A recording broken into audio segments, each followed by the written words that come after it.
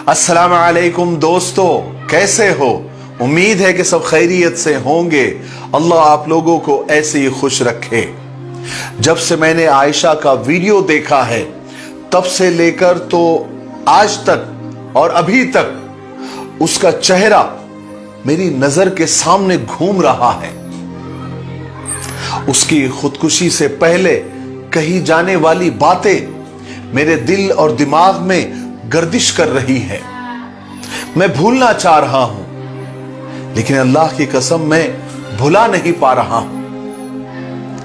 उसकी बातों से, उसके अंदाज से कहीं भी नहीं लग रहा है कि वो अपनी प्यारी जिंदगी को खत्म करने वाली है।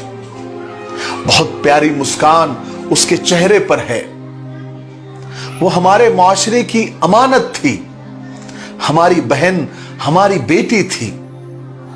ऐसा लग रहा है कि उसके जान लेने में हमारा हाथ है, हमारे समाज का हाथ है, हमारे रीति रिवाज का बहुत बड़ा हाथ है।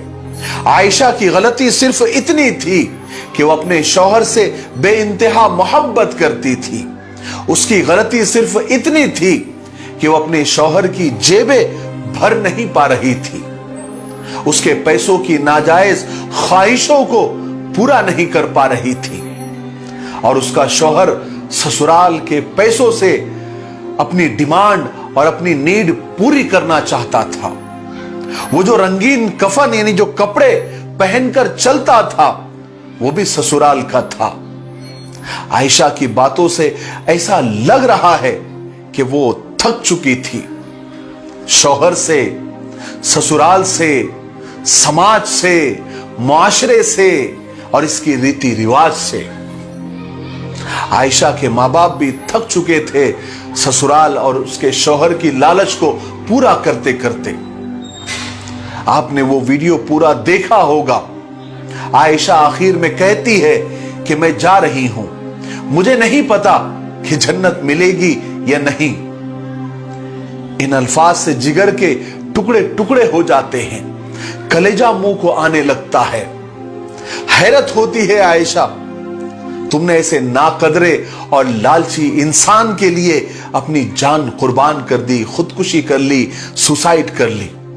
हालांकि खुदकुशी और सुसाइड किसी भी हाल में जायज नहीं है, हलाल नहीं है, वो गुनाह है और हराम है और किसी भी मसले का और किसी भी परेशानी का हल नहीं है। ये खुदा से नाउम्मीदी है। मैं दूसरे पहलू पर बात करना चाहता हूं कि जहेज एक लानत है। ये हमारा कल्चर नहीं था, हमारी तहजीब नहीं थी।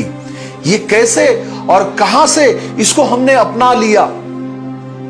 लड़के के माँ बाप जब लड़के नाम की मखलूक की मंडी सजाते हैं तो उनका रेट कार्ड और उनकी प्राइस लिस्ट इतनी हाई होती है कि लड़की खूबसूरत हो, पढ़ी लिखी हो, एजुकेटेड हो और सबसे बड़ी बात अमीर हो, दौलतमंद हो, जो मुसलसल इनकी 7 पुश्तों की ख्वाहिशात को और इनके पेट के जहन्नम को भरते रहे।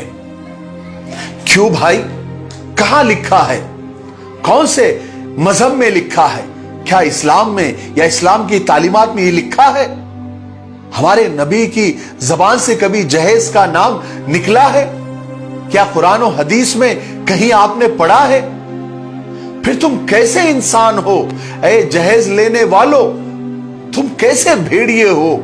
तुम कैसे हैवान हो?